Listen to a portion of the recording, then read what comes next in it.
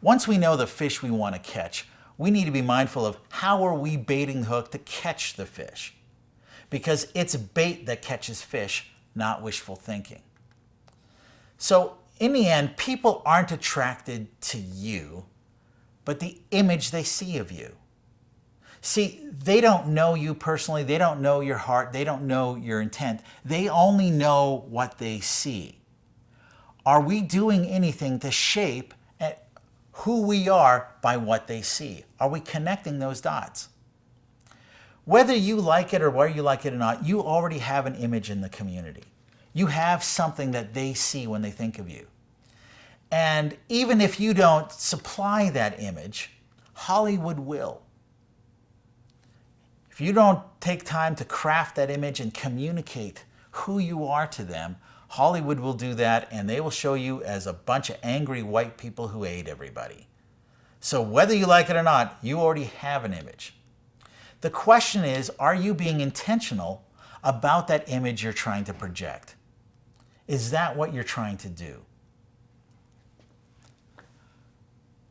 It either happens by design or default. And the more control and the more intention you put behind projecting the image you want, the more you can do things. Now, what we're talking about is basic marketing principles here. Now, as soon as they say marketing, a lot of people get their backs up and like, oh my goodness, marketing, that's of the world, that's of Satan. Well, not necessarily. Let me tell you what marketing really is. Marketing is simply communicating who we are and what we're all about. That's all. Marketing is communication. So that's true. There's marketing for, Al's Garage. Hey, we're Al's Garage. We fix your car. This is who we are. This is what we're about. But it's also true of churches. We want to communicate who we are and what we're all about. Now, marketing isn't just advertising. Sometimes we can think, oh, marketing, that's just advertising. No, marketing is the sum of everything we do that connects with the outside. So our marketing includes our building. It includes our signage. It includes how we talk about people when we're out in public. It includes our social media. It includes how much garbage we keep on our lawn. All of that communicates who we are and what we're about to the outside world. Some people would say marketing is perception management. If we're doing this intentionally, then we're actually thinking, if the state of our grounds communicates to the outside world, are we communicating what we want to communicate? Are we communicating some things negatively that we didn't intend to communicate? If you've got terrible grounds and empty beer cans and weeds, okay, you communicate that you don't take yourself very seriously, you don't care very much about this, you don't take the community very seriously. Is that true? If it's not, maybe you should rethink how you keep your grounds. Marketing in its essence is about presenting the truth, not manipulating the truth. So what I'm talking about when it comes to marketing in the church is, how can we put some kind of spin and sucker punch people in? That's not what I'm talking about. Nobody likes bait and switch. Nobody likes false advertising.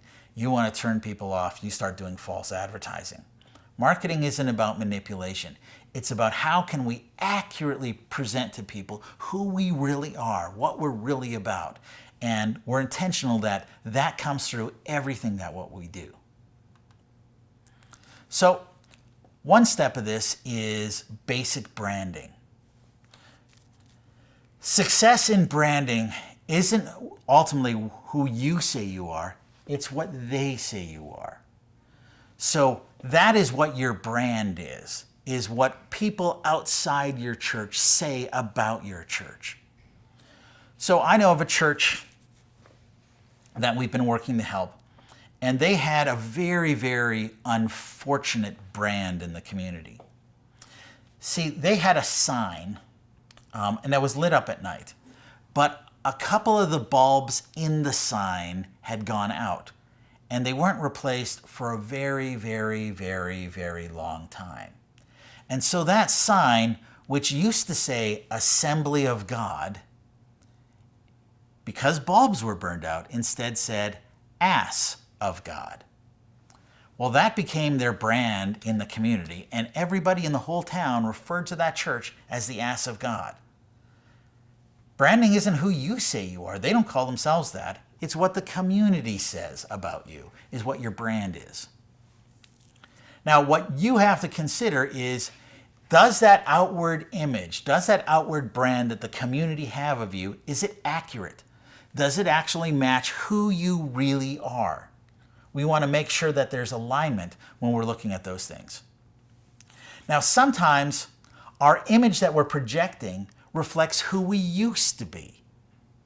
So sometimes we have dated buildings or dated logos or dated names that talk about, why that was a real accurate reflection of who we were in the 1970s. Is our image accurately reflecting on who we actually are right now?